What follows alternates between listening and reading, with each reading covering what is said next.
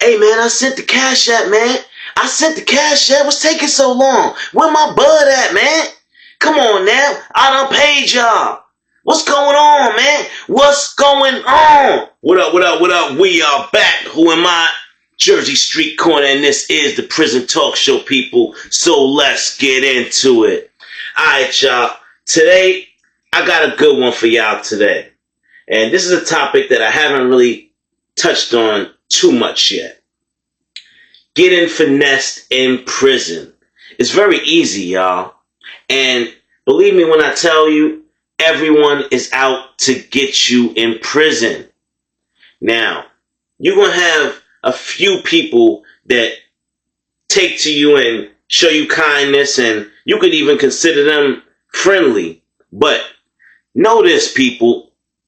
If you didn't grow up with that man, if you didn't come in there with that man, if that's not your code D, you guys will probably never be friends. End of story. Now, can you get to trust somebody in prison? Yeah, eventually, after years of seeing how they move, you gotta see what that work like. You know what I mean? On a daily, day-to-day basis, how they interact with you and other people, if they a snake or not. Now, the first thing you got to know about prison and doing business in prison is that there is no fair business in prison. So you got to be thinking just as grimy as the next person. So, and I'm not saying don't do good business, but you have to think like they would think if they was trying to get you. You see what I'm saying? So, if you're going to do a deal on Cash App, don't get finessed, y'all. Don't be dealing with people that don't actually have a Cash App in the prison, meaning they don't have access to a phone where they could show you your name pops up in their history as received the bread. Because a common trick that people do, y'all, they'll tell you, all right, Cash App me the bread, and as soon as I get it, I'll come on over with it, whatever you might be purchasing. Now, what if they never come? What if they never come and they trying your body, and they want to see if you really gangster? Now, you know you sent that bread over, however you sent it, whether you did it yourself in the prison or you had one of your peoples on the outside Cash App it, however it goes. But you know you did it, and they come and tell you, hey, listen, bro, I ain't getting no Cash App, man. I ain't getting nothing from you. What you gonna do? How you gonna make them prove it if you Cash App somebody on the outside, one of his peoples on the outside, and he's just telling you, nah, they told me they ain't getting nothing? How you gonna believe that? So that's your first clue that you're about to get finessed. When somebody tells you, yeah, send it to my peoples here, here, and here. Nah, fam. If I can't send it to you directly, then I'm going to have to pay you in commissary. Black and Miles, Newports, Buglers, Soups, whatever. But under no circumstances do you let your bread fly and you don't have, a clear view on the target. Now, a lot of people in prison, it's so many tricks in prison, like the cigarettes. You can get finessed on Newports. I know people that's so good, y'all. They could get every last one of those Newports out of that box and make it look like it has never been opened. Oh, y'all heard me. They will pinch a small hole through the bottom, right through the plastic, through the bottom of the carton, and squeeze them out one at a time until they get them out. Yeah, even if they gotta shimmy it out a little bit, pat it, you know how we pack, until they get all 20 of them stogies out of there, y'all. And then guess what? You know what they do? They're gonna fill it back up with some nonsense, whatever nonsense they can find. It don't even gotta make sense, y'all. And then they're gonna get another piece of plastic and put it over that hole and burn it real quick, back shut, like it was never open. So That's going to be your next key clue. If you buying Newports from somebody in the prison, always flip them over. Flip them over, y'all, and see was that box tampered with before you purchase it. Because remember this, once you give your commissary or your bread away, it's just like Cash App. You're not getting that back. You walk out of that cell or out of that meeting and you don't have you haven't confirmed that this is the product you want. Guess what, homeboy? It's yours now. You just brought it. So either you gonna go take this L or you gonna come back busting. And y'all already know what I mean when I say busting. You gonna come back and push that blade. You gonna bring that drama. You gonna make them think twice about finessing you.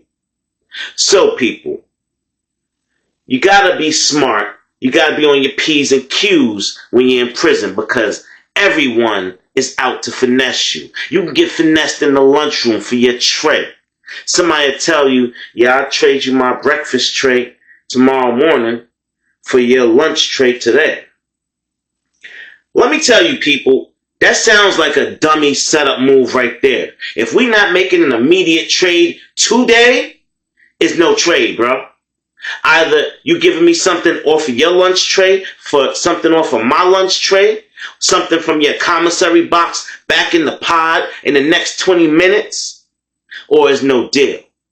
But ain't no way in hell I'm going to give you my lunch and starve today waiting for some boiled eggs and toast in the morning or grits you don't want, supposedly.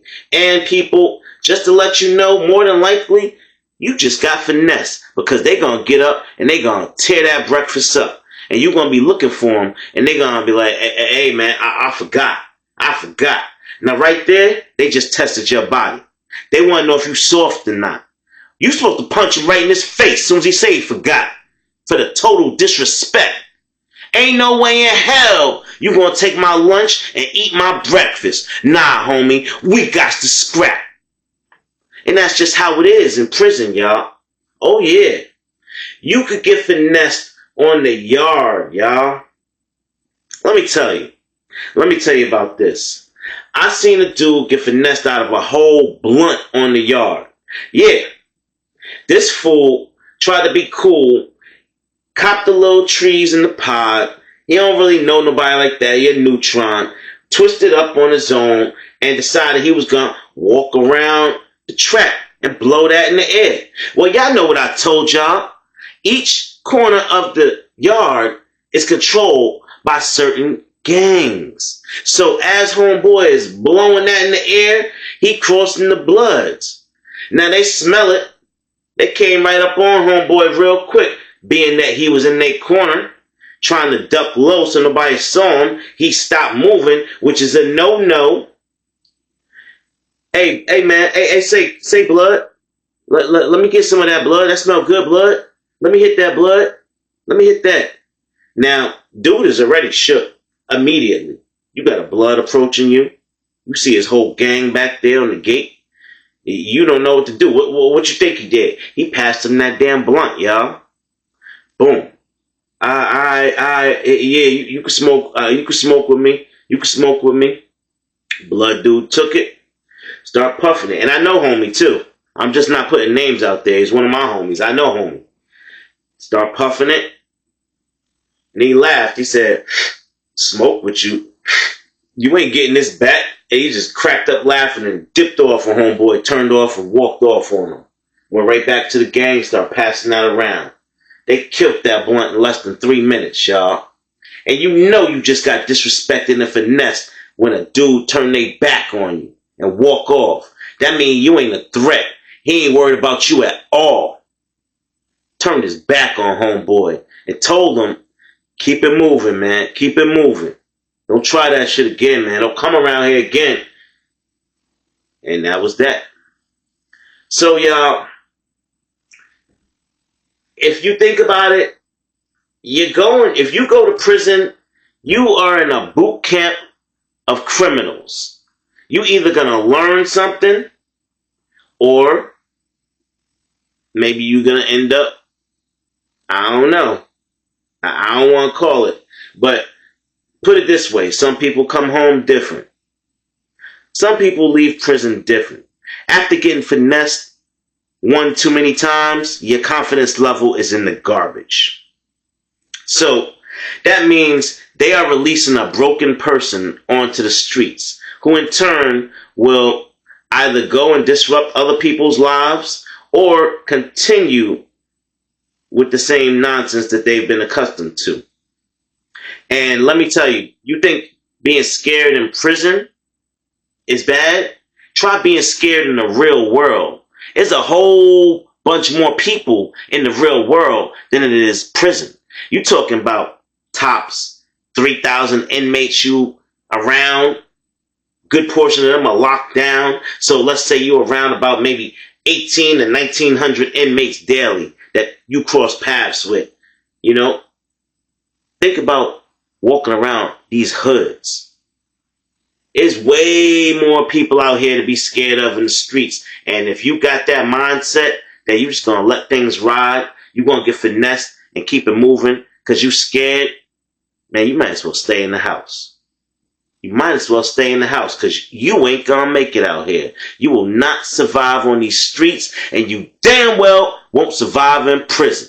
That's my word. I've seen people buy fake hooch in prison, y'all. Yeah.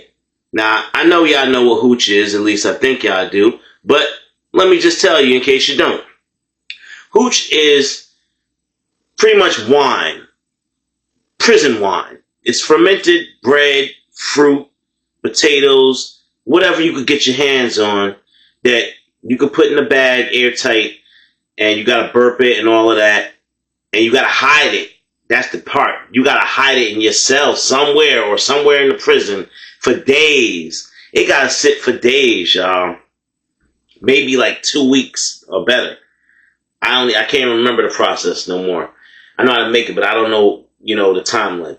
But anyway, so it'll blow up in a big bag, and that's when you know it's getting right. It blows up, and that's when you know it's right. When it's all the way blown up, that's when you want to take it out. And you go ahead and open the bag up, scoop it out, do what you do.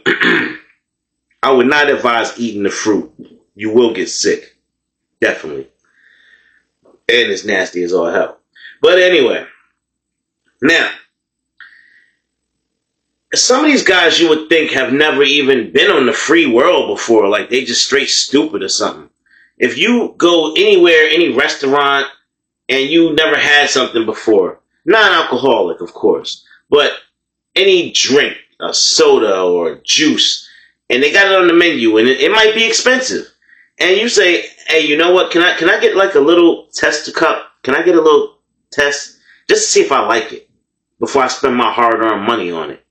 And most places will accommodate you because if they stand behind their product, they believe it's good, and that little tester gonna get you to buy the full amount. Granted, in prison there are no tests. Dude say, I got hooch for sale. You might not even see the bag of hooch if you're stupid, because the proper way to do it is to go to the cell of the person that you know is making it and peep the product before he even start bagging it up and all that, or putting it in cups or whatever. You don't let somebody come to you talking about, yo, I got cups of hooch, man. I got cups of hooch. How long you been making this hooch, bro? I didn't even know you made hooch in prison. When you start doing that, nah, you gotta know who you dealing with.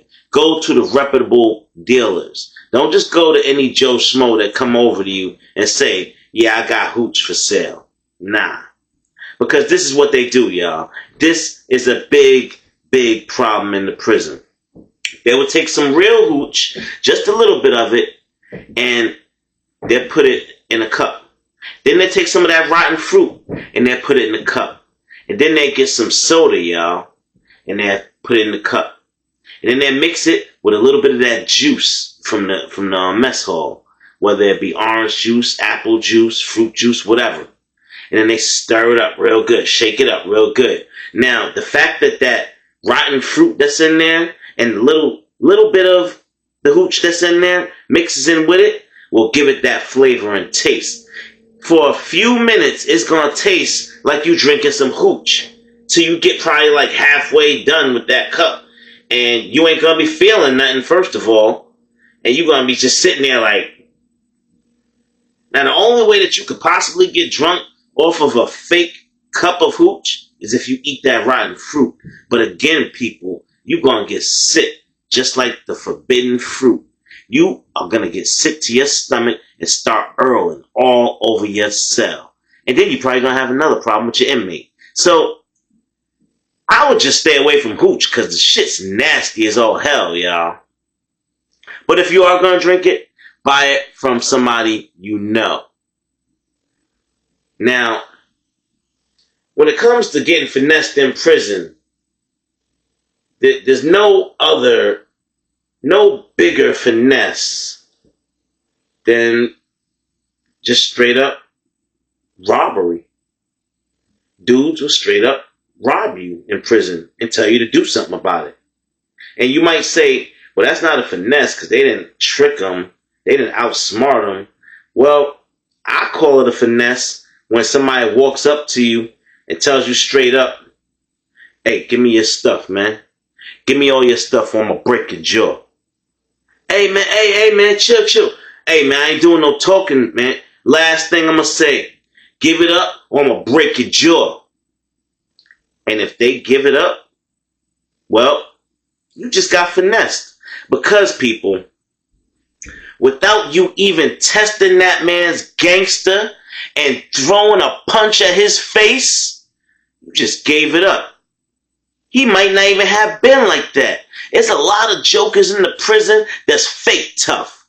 They big and they talk loud and their voice is raspy and they act like they're gonna do something to you. But if you buck back, they straight ussy.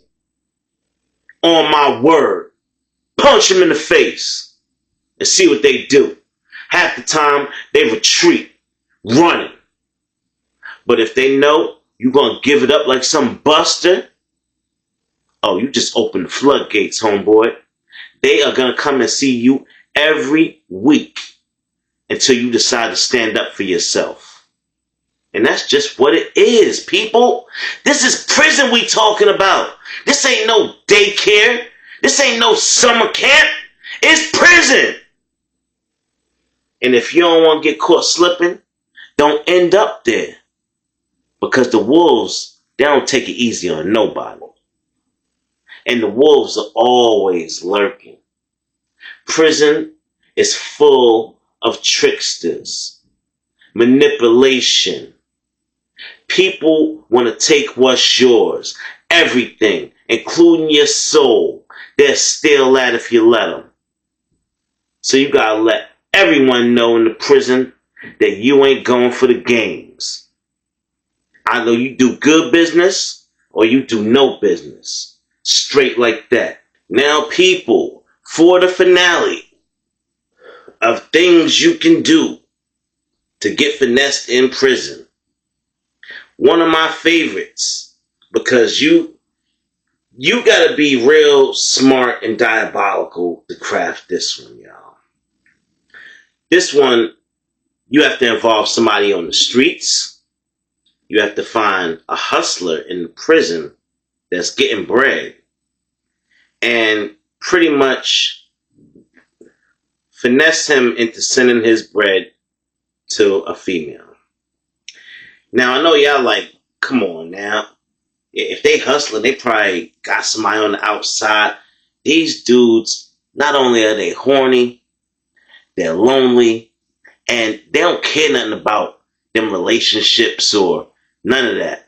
When they doing that time, they want as many letters coming in that prison as possible. So, if the chance arises for an inmate to meet a new female just on the humbug without having to go through hoops and writing letters and this and that, and another inmate gonna introduce him to his cousin or his cousin's friend or this and that one. And that's how they normally do it, y'all. To get themselves out of the picture, the inmate that's, approaching the sucker will say, yo, look, my cousin, she got mad friends. I'll put you on three-way. I'll put you on three with my cousin. And she gonna put you on phone with one of her homegirls. And it normally spiral on from there to the point where there is no connection at this point with the inmate or his cousin on the outside. So now, this dude that's hustling in the prison, he got something going on, so he thinks, with the cousin's friend. And, she give him the whole sob story about, she got a kid and she by herself and she don't got no money. She's broke. She don't got a job and her rent be kicking her ass. She got to put food in the house. She ain't getting no food stamps. She's not getting any child support. So, oh boy. And now this is where the mind games start to happen in prison, y'all. Old boy start to thinking he's Superman. He gonna save the day. Yeah. Some of these dudes get wacky in prison, y'all. They get this notion in their head that they gonna save some girl on the outside while you're inside for God knows how many years. You gonna start sending bread home to a shorty on the outside that's probably smashing 3 dudes a week. I'm sorry, I'll never understand it. But some of these suckers get sucked into that trap. And when it happens, it's really diabolical, y'all. Because it's like a big revolving door. Now, this guy has no clue that the dude that set you up with his cousin and his cousin's friend, part of that bread is funneling right on back into his account. Yeah. He's getting rich every week. Every week that you send bread home to that shorty, he's getting half of that sent right back into the prison, into his account. He's slowly stacking up off of your hustle. Now that is one of the most diabolical things I've ever seen done in my life. This man is risking his life hustling dog food, cocaina, trees, everything up in the prison. He risking it all. He making them big bucks. He got the cell phone. He doing it big. And essentially, a good portion of his bread is just coming right over to your account. And what you doing? You kicking back on the bunk with your hands crossed, legs crossed. Yeah, this was easy money. Yeah, you get you 2 or 3 jokers like that in the prison, you'll be rich. I seen it. I seen people get up to maybe 500,000 in prison. No bull. 500 stacks in prison. Easy. So, believe me or not, people, but when I say prison is a terrible place, I mean, it's a really, really terrible place. You do not want to live there. You don't even want to visit. So, get your stuff together, people.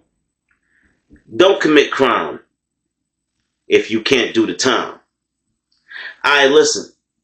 That's going to be it for this story. I hope you liked it, got something out of it. Hope it was interesting for you.